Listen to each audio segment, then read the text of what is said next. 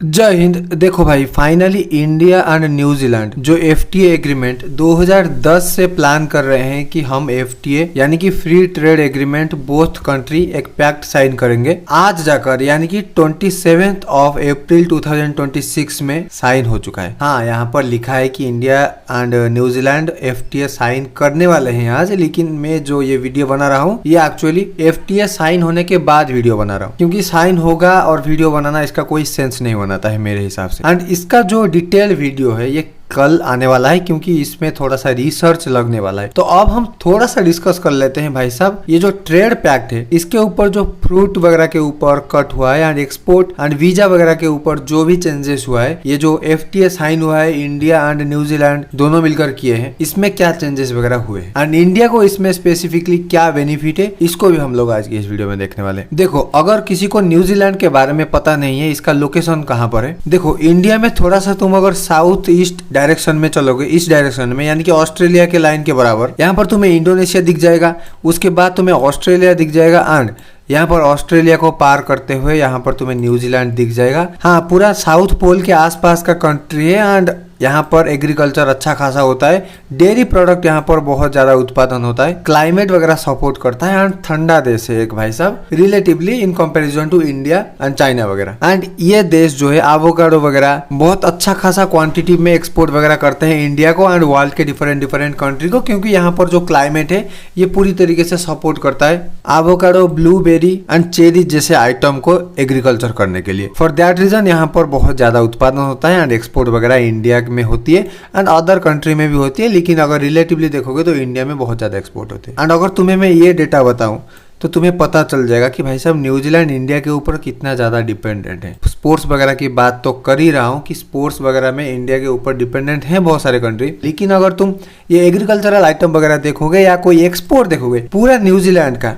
52% export India को होता है। ये जो डिटेल्स है मैं कल के वीडियो में तो एग्जैक्टली बता ही दूंगा, इसीलिए थोड़ा सा तुम्हें वेट करना होगा डिटेल वीडियो देखने के लिए। जो 52 नंबर है ये बहुत ज्यादा बड़ा है। अगर तुम्हें कंट्री के पर्सपेक्टिव से देखोगे, पूरा कंट्री एक कंट्री के ऊपर डिपेंडेंट है अपना आइटम को एक्सपोर्ट करने के लिए। अगर इंडिया इंपोर्ट एक्सपोर्ट बंद कर देगा न्यूजीलैंड के साथ तो भाई साहब इंडिया न्यूजीलैंड की इकोनॉमी को हिला सकता है बड़े आराम से, लेकिन हमारे को भी बहुत ज्यादा फायदा है ना भाई। हमें भी बहुत सारी चीजें ऐसा मिलता है जो कि हमारे देश में बहुत कम उत्पादन किया जाता है। हाँ, हालांकि सिक्किम वगैरह में उत्पादन किया जा सकता है, लेकिन फॉर द विंग बता दूं कि वहां पर जो quality of the food product मिल सकता है, सिक्किम में शायद इतना क्वालिटी वाला आइटम हमको नहीं मिल सकता है। और अगर मिल भी जाता होगा कहीं कहीं पर तो पूरी इंडिया को सर्व करने के लिए तो सफिशिएंट नहीं है। हमारे पास 1.4 बिलियन लोग रहते हैं, बाय द वे बता दूं। एंड ये जो एफटीए साइन आज हो चुका है, इसके तहत अगर 100% हम लोग एक्सपोर्ट इंपोर्ट करते हैं मान लो, तो न्यूजीलैंड हमारा 100% आइटम को या तो फ्री में एंट्री दे देगा या कुछ थोड़ा मोड़ा टैक्स वगैरह लगा के एंट्री दे देगा। एंड इसमें इंडिया को ज्यादा फायदा हालांकि होने वाला है अब तक अगर देखोगे तो। एंड इंडिया लगभग 95% ऑफ द आइटम के ऊपर टैक्स फ्री करने वाला है न्यूजीलैंड के प्रोडक्ट को, जिसके तहत न्यूजीलैंड को भी यहाँ पर फायदा होने वाला है। उसके प्रोडक्ट की प्राइस कमेगा तो लोग उसको अफोर्ड करेंगे। एंड इंडिया सिर्फ न्यूजीलैंड के साथ ऐसा नहीं है कि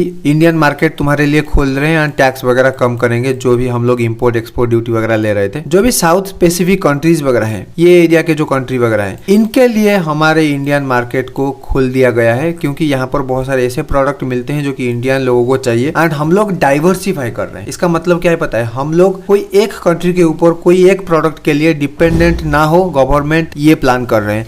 एंड फॉर दैट विंग कि हम लोग एक प्रोडक्ट के ऊपर एक कंट्री के ऊपर डिपेंडेंट ना हो जाए, तो हम लोग ज्यादा से ज्यादा मार्केट को एक्सपोज कर रहे हैं, जिसके वजह से हमको ही फायदा होगा। कल अगर मान लो फिलीपींस से लेट सपोज कोई आइटम आ रहा होगा और फिलीपीन में कुछ ऐसा हो जाए जो कि हमको वो प्रोडक्ट मिल ही नहीं पाए, तो हम लोग अगर फिलीपीन के साथ साथ वियतनाम के ऊपर भी डिपेंडेंट होंगे उस प्रोडक्ट को खरीदने के लिए, वियतनाम से भी एक्सपोर्ट इम्पोर्ट कर सकते हैं।